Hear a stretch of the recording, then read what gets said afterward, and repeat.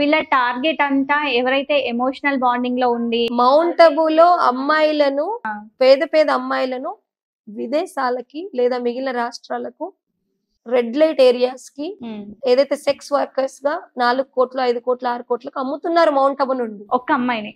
ఒక్క అమ్మాయిని. ఎందుకంటే పేద అమ్మాయిలు అయితే వాళ్ళ తల్లిదండ్రులు ఎవరు రారు, అడగరు కదా, ఎక్కడో వేరే రాష్ట్రాల నుండి వస్తారు కదండి.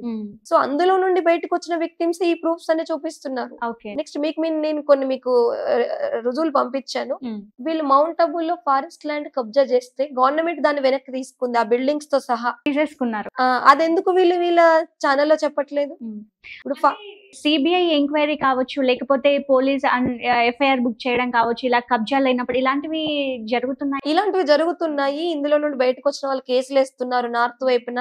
ఇక్కడ కూడా తెలుగు వాళ్ళు కూడా కొందరు కేసులు వేసి కోర్టులో కేసు నడుస్తున్నాయి.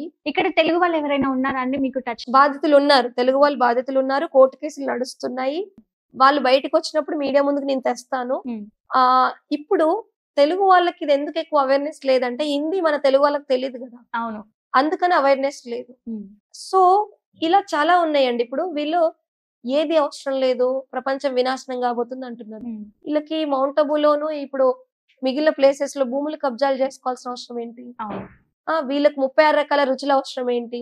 వీళ్ళకు బంగారు వెండి కిరీటాల అవసరం ఏంటి? అదంతా అవసరం ఏంటి? బంగారు వెండి పళ్ళాల్లో తినడం అవసరం ఏంటి? ఇది యోగి జీవితమా భోగి జీవితమా చెప్పండి. అండ్ ఇందులో ఉన్న వాళ్ళు ఎవరైతే ఉన్నారో అన్ని వదిలేయాలి, అలంకరణ వద్దని చెప్తారు. వాళ్ళు వైట్ బట్టల్లో ఉంటారు, బానే ఉంది. ఏసీ రూముల్లో ఉండడం ఏంటి? యోగులు ఏసీ రూముల్లో ఉంటారండి? వీళ్ళకి పుట్టే రోగాలు, యోగులకు రోగాలు ఉంటాయి. అంటే నేను విన్నది ఇంకొకటి ఏంటంటే, మీరు రోగాలంటే గుర్తొచ్చు. అవును, అంటే అందులో అంటే మీరు ఏదైతే ఆ ఆశ్రమమో దాన్ని ఏ పేరు అంటారో తెలియదు. అవును. సో అక్కడికి వెళ్ళిన తర్వాత అక్కడే హాస్పిటల్స్ ఉండడము, లాయర్. అవును అవును. ఇవన్నీ ఉంటాయా? దాదా లేఖరాజ్ గ్రూప్, వీరేంద్ర దీక్షిత్ గ్రూప్ లో వీళ్ళ దాంట్లో డాక్టర్లు ఉన్నారు. అక్కడ ప్రెగ్నెన్సీలు అయిన వాళ్ళకి వాళ్ళ అబర్షన్లు చేపిస్తారు. ఇవన్నీ జరుగుతాయి. వీరేంద్ర దీక్షిత్ నా మీద రేపు అటెంప్ట్ చేయబోయాడు. నేను జాగ్రత్తగా బయటపడ్డా ఆ సంస్థ నుండి. ఇలా చాలా మంది మీద దాడులు జరిగాయండి. ఇది నిజం. ఇక్కడ మీరు వచ్చి బయట పోరాడుతున్నారు కదా, సో మీరు ఎలా బయటికి వచ్చారు అక్కడి నుంచి? మేము 2015లో గోదావరిఖనిలో ఈ బ్రహ్మకుమారి వాళ్ళు మాకు పరిచయం అయ్యారు. దాని తర్వాత అందులో వెళ్తూ ఉన్నప్పుడు ఇది సనాతన ధర్మం గురించి అన్నట్టుగా ధ్యానం గురించి అనే వెళ్ళాం మేము. తర్వాత మా మీద ఒక రకమైన సమ్మోహనం అంటారు కదా, సమ్మోహనం లేదంటే హిప్నటైజ్ జరిగిందని మాకు అప్పుడు అర్థం కాలేదు. ఒక 1 year లో నాకు అర్థమైంది. మేము అందులో డివోటీస్ గా వెళ్ళినప్పుడు నేను, చెల్లి, అన్నయ్య ముగ్గురు వెళ్ళాం. అమ్మ మా కోసం ఊరికే ఇది మంచి మార్గం అనుకొని వచ్చేది, మనకేం తెలియదు ఇది. సో అలా 1 year తర్వాత అక్కడ ఢిల్లీలో వెళ్ళి మేము డివోటీ అయ్యాం అనమాట. సో అప్పుడు ఏమైంది, ఈ వీరేంద్ర దీక్షిత్ 1 year లోపల నాకు ఈ అసలు రూపం తెలిసిపోయింది. బట్ అప్పటికి నేను నాకు అర్థం కానట్టుగా నటించి, మళ్ళీ అందులోనే సేవలో ఇష్టంగానే చేస్తున్నట్టు నటించి 2 years లో అన్ని కలెక్ట్ చేశా రుజువులు. 2 years లో కలెక్ట్ చేశాను. మళ్ళీ అందులో నుండి బయటకు వచ్చిన తర్వాత కూడా నేను సెట్ అవడానికి నాకు టైం పట్టింది. అంటే నేను మా నాన్నగారిని కూడా ఈ మార్గంలో తెస్తాను అని చెప్పి బయటపడ్డా. అంటే మీరు అక్కడ ఉన్నప్పుడు ఎలాంటివి చూసారండి? అందులో తల్లిదండ్రులు వచ్చినప్పుడు కలవనివ్వరు. అసలు తల్లిదండ్రులు చనిపోయినా చెప్పరు. అందులో ఉన్న వాళ్ళు కూడా ఒకరితో ఒకరు ఎక్కువ మాట్లాడుకున్నా కూడా వాళ్ళకి వెంటనే సెంటర్స్ మార్పిచ్చేస్తారు. నెక్స్ట్ వచ్చేసి సీనియర్లు జూనియర్లు కంట్రోల్ చేయడం.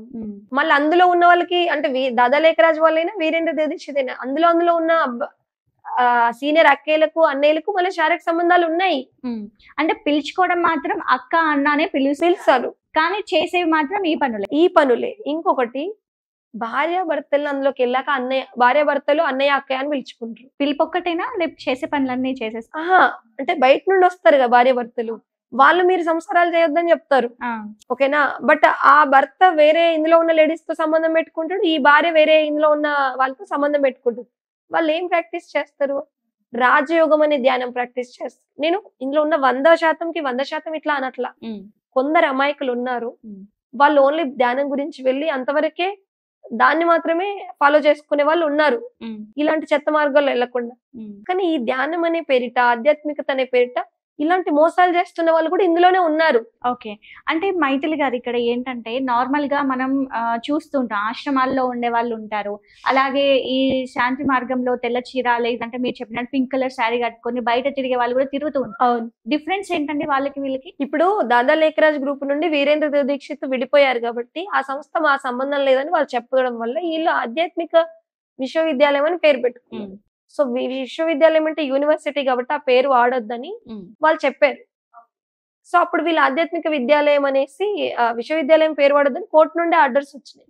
అప్పుడు ఆధ్యాత్మిక విద్యాలయం అని వీరేంద్ర దీక్షిత్ వాళ్ళు పేరు పెట్టుకున్నారు. సో పింక్ సారీస్ ఏమో వీళ్ళు నార్మల్ టైమ్ లో కట్టుకుంటారు వీరేంద్ర దీక్షిత్ వాళ్ళు.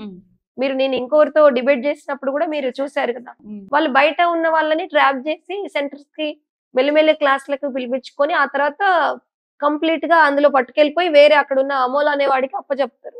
ఎందుకంటే ఇప్పుడు వీరేంద్ర దీక్షిత్ అనేవాడు లేడు కదా, చచ్చిపోయాడు కదా. అతను లేడు, చనిపోయాడు. 90 ఏళ్ళ ముసలాయన అయిపోయాడు. బీపీ, షుగర్, అన్ని రోగాలు, హార్ట్ ప్రాబ్లమ్స్, లివర్ ప్రాబ్లమ్స్ అన్ని ఉన్నాయి. ఇంకెక్కడ బ్రతికాడు, చచ్చిపోయాడు. మిగిలిన వాళ్ళు ఉన్నారు కదా ఇందులో సీనియర్లు, అందులో కూడా వీళ్ళ అడ్వకేటే అమోల్ అనే అతను ఉన్నాడు. ఇప్పుడు అతను సేమ్ ఇదే పద్ధతిలో రాజయోగం అని చెప్పి శారీరకమైన సంబంధాన్ని కూడా ఒక ధ్యాన ప్రక్రియ లాగా చెప్తూ మోసం చేస్తున్నాడు.